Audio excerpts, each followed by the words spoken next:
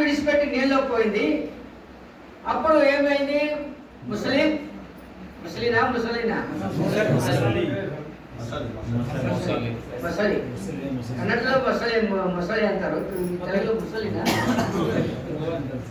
అది పట్టుకోండి. అవునా? ఆ కథ మీకు తెలుసు, అయినా చెప్తాను. పట్టుకోండి కదా, కానీ ఎప్పుడు కాలు పట్టుకోండి ముసలిని, అప్పుడు ఇది విడిపించడానికి చాలా ప్రయత్నం చేస్తుందండి.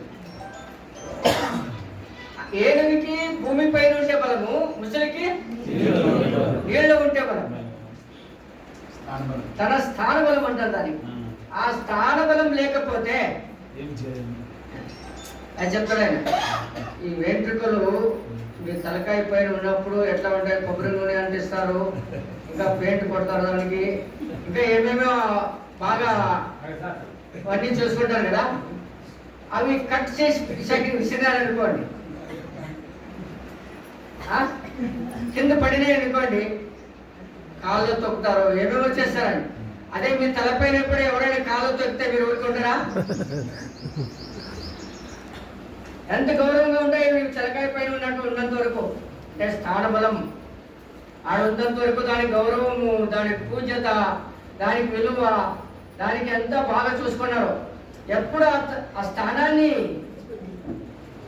చ్యుతయిందో, ఆ స్థానాన్ని విడిచిపెట్టి కిందకు పోయిందో, అప్పుడు మీకు వరకు దానికి విలువ ఉండదు. కాబట్టి ఈ ఏనుగు కూడా తన స్థానాన్ని విడిచిపెట్టి నీళ్ళలో పోయింది, ముసలి పట్టుకొని. భాగవతంలో బాగా చెప్పినారంటే. ఇప్పుడు ఆ కథ విడిచిపెట్టండి, ఆ కథ మీకు తెలుసు. తర్వాత ఏమవుతుంది? అది నా ఇంత బలం ఉన్నా, ఇంత శక్తి ఉన్నా, నేను ఒక ముసలి పట్టుకొని దాన్ని వదిలించుకోలేకపోతున్నాను. ఎంత ప్రయత్నించినా, అంటే స్వబలం ఉన్నా శరీర బలము పనికిరాదు. అధ్యాత్మంలో ఏ బలం కావాలి? భక్తి బలం కావాలి, దైవ బలం కావాలి. దైవ బలానికే ఆ ముసలి అంటే ఏమంటే సంసారం, మోహ అనేటువంటి ముసలి విడిపించాలంటే, మోహ అనేటువంటి ముసలి చనిపోవాలంటే దైవానుగ్రహం కావాలి. దానికి తెలిసింది ఏమని?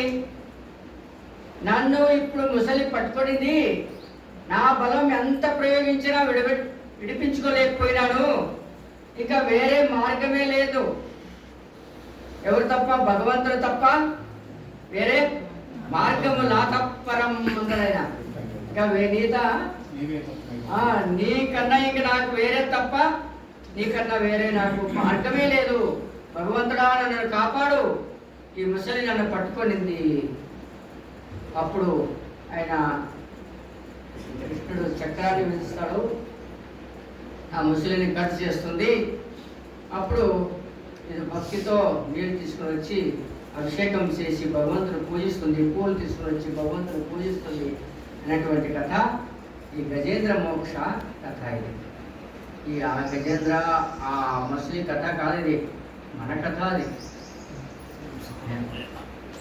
మనమే గజం అనుకోండి. మన మనసు, బుద్ధి, చిత్తు, అహంకార అనేటువంటి 4 కాలు. మనస్సు, బుద్ధి, చిత్త, అహంకారం అనేటువంటి 4 కాలు. ఈ 4 కాళ్ళ పైన మనిషి నడుస్తున్నాడు. మనసు చేస్తే అక్కడికి పోతున్నాడు, బుద్ధి నిర్ణయిస్తే అక్కడికి పోతున్నాడు. బుద్ధి ఏమో వద్దనిదా కోడిగా. కాబట్టి మనోబుద్ధి, చిత్త, అహంకారం 4 కాళ్ళ పైన నడుస్తున్నాడు. అంటే స్వస్థానం చ్యుతి అయింది. ఎట్లా అంటే స్వస్థానం అంటే స్వ అంటే ఆత్మ, ఆత్మబలం బలం, ఆత్మతేజో బలం. ఆత్మను తేజస్సున బలమే బల. కానీ ఈయన అక్కడ నేను అన్నటువంటి ఆత్మ అక్కడ పెట్టాలి. ఆ నేను అనేది తీసుకుని వచ్చి ఆడపెట్టాడు దేహంలో. ఇది నేను దేహము, ఈ నేనే శరీరము, నేనే దేహము. అంటే చ్యుతి అయినాడు కదా, ఆత్మ నుంచి చ్యుతి అయి ఈ శరీరానికి వచ్చినాడు. అప్పుడేమైంది, ఈ మోహ అనేటువంటి మసల పట్టుకుంది, ఈ జీవిని పట్టుకుంది. ఇప్పుడు దీన్ని విడిపించాలంటే ఎట్లా? తన ప్రయత్నం చేస్తున్నాడు, ప్రార్థన చేస్తున్నాడు, సాధనం చేస్తున్నాడు, ఇతన్ని విడిపించుకోవడానికి ఎంతో కష్టపడుతున్నాడు. ఏమి చేసినా విడవదు.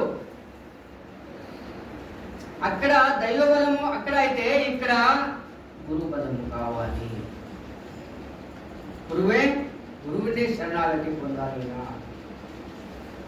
గురువుని శరణాగతి పొంది శాస్త్రాన్ని తెలుసుకొని ఎందుకు బాధపడుతున్నాను? ఈ శరీరాన్ని నేను అనడానికి కదా. ఈ శరీరాన్ని పట్టుకొనింది అది ముసల మోహ.